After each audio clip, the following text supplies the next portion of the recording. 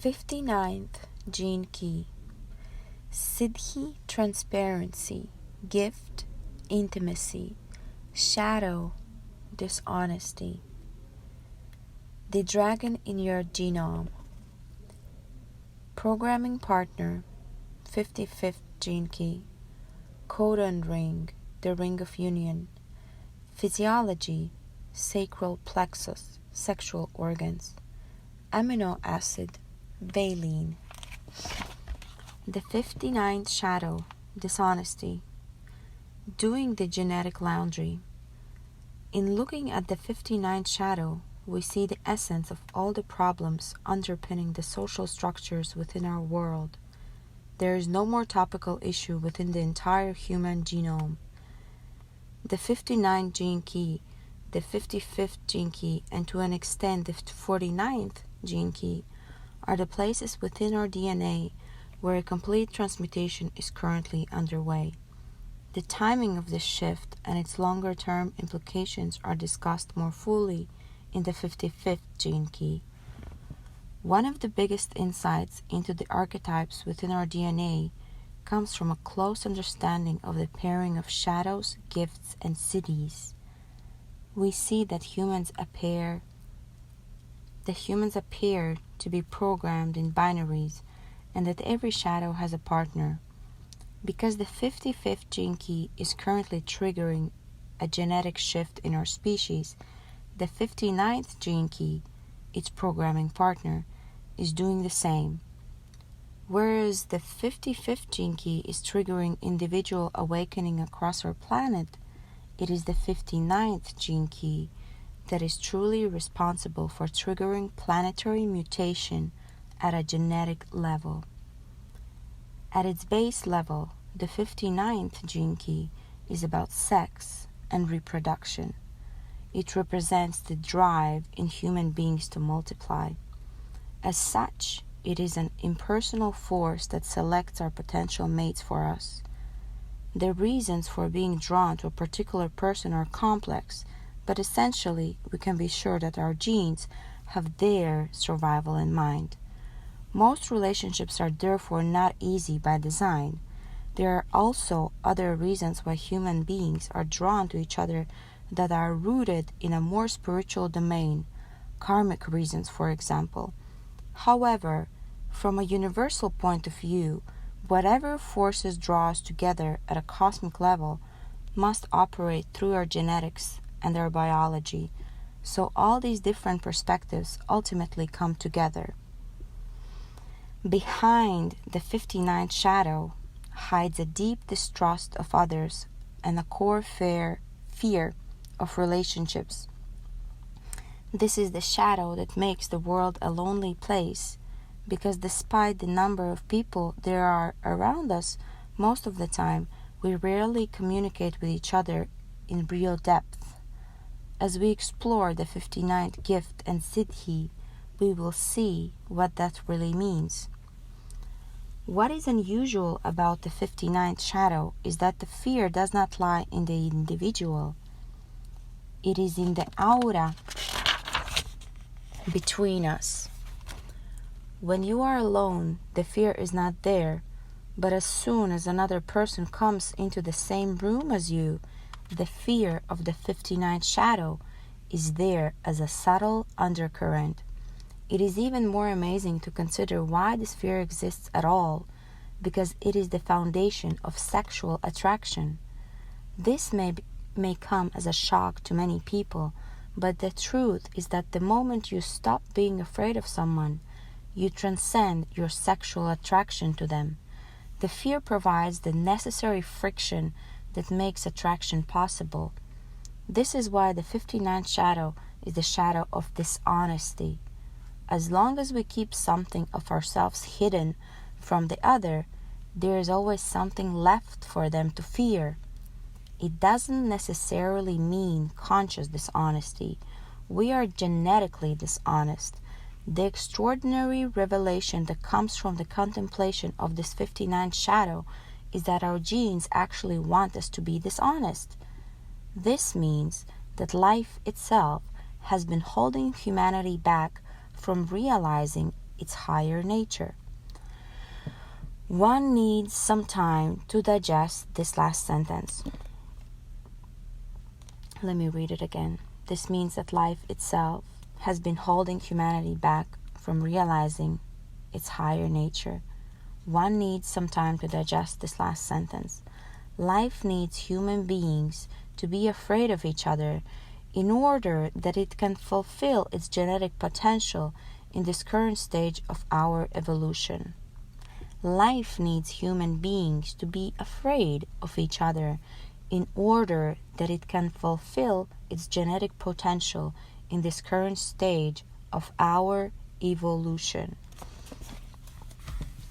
In order to fully grasp the wonderful depth within the 59th shadow, one needs look at human evolution in a wider perspective. The fear that keeps human beings from realizing their common genetic ancestry has led to the phenomenon of isolated tribal gene pools all across our planet. If we were not afraid of each other, we would have interbred immediately wherever we migrated. There would be no social, political, or geographical boundaries, no countries, borders, or wars. But, and it's a big but, there would also be no genetic differentiation, no art, religion, or cultural color.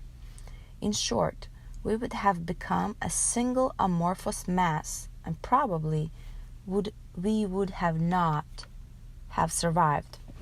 Everything in evolution serves its purpose and has its time. Our phase gives way to the next. One phase gives way to the next.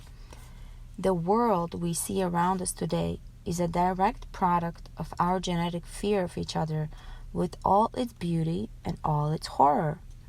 The time has come for the next shift. With the mutation of the 55th gene key underway, the 59th shadow is being deeply undermined.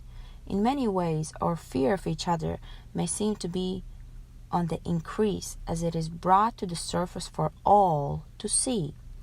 Everything about the dishonesty inherent in this 59th shadow must now be brought to the surface.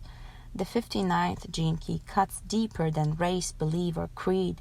It goes deeper even than the individual blood ties of family. It binds human beings together as a single interrelated genetic family. The world of today, with its differentiated tribes, societies, nations, and boundaries, is at the very beginning of being utterly transformed.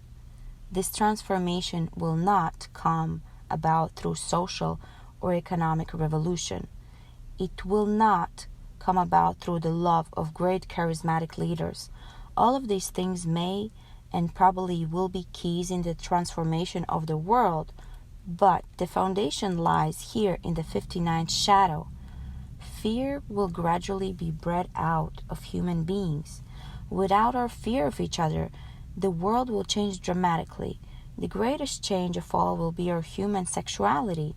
We are on track to become an androgynous species in which the separate sexual poles will come together within the individual human being.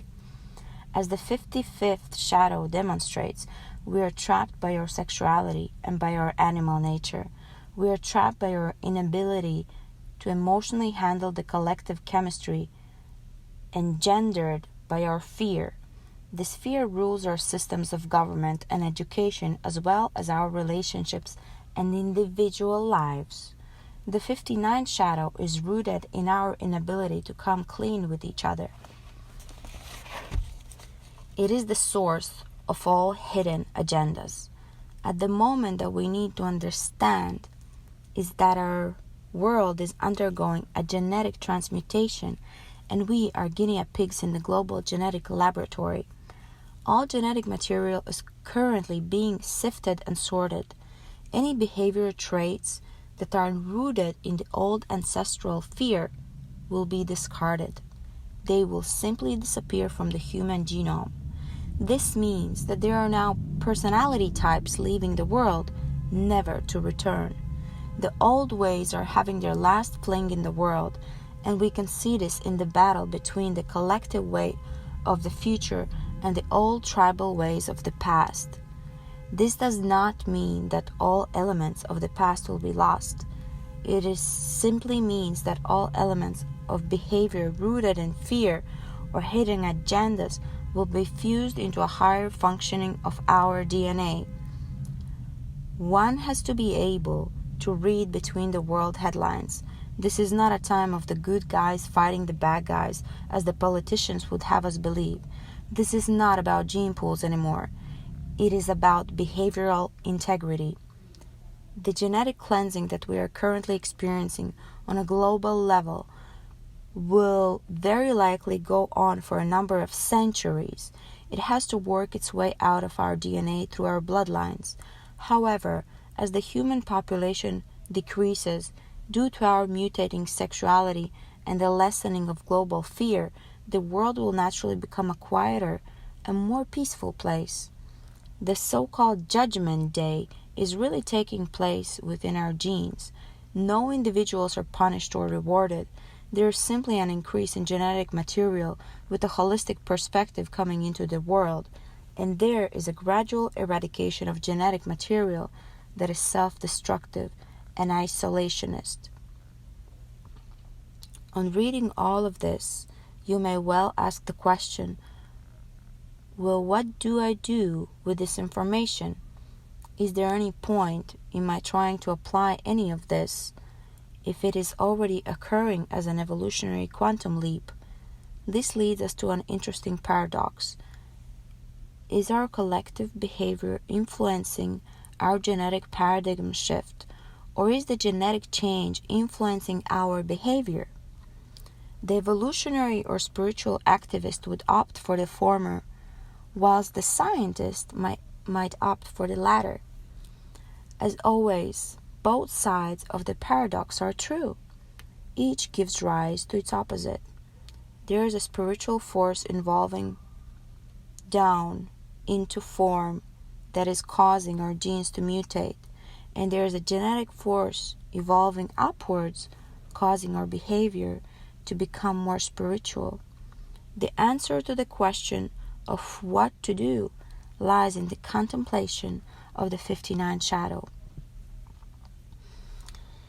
Since the world is evolving naturally in a particular direction, your behavior will either flow in that direction or oppose that direction. If you want to hitch a ride on the currents of evolution, you would do well to align your agenda with its program. You must begin to look into your fears and come clean with your hidden agendas. One of the main reasons for the writing of this book is to encourage more of us to look into the eyes of our inner demons and coax out these ancient fears. It is time to take out the genetic laundry. Wherever you are dishonest with yourself, in your relationships or your work, there you must look with eyes open and unflinching. You must begin to work with the higher frequencies of this 59 shadow and unlock its gift. One thing is sure, if you move against evolution at a time such as this, you will meet an opposing force whose power is incomprehensible. Such a power will ultimately destroy you, as it is destroying all such behavior rooted in selfishness and separation. Repressive nature excluded.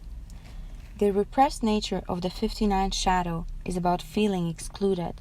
Feeling excluded in a classic example of the victim state, as it blames others rather than taking responsibility for its own feelings. These people unconsciously exclude themselves out of a deep-seated fear of losing control. When you open your doors to others, then you always lose control. Such people actually manage to draw negative attention through their self-exclusion.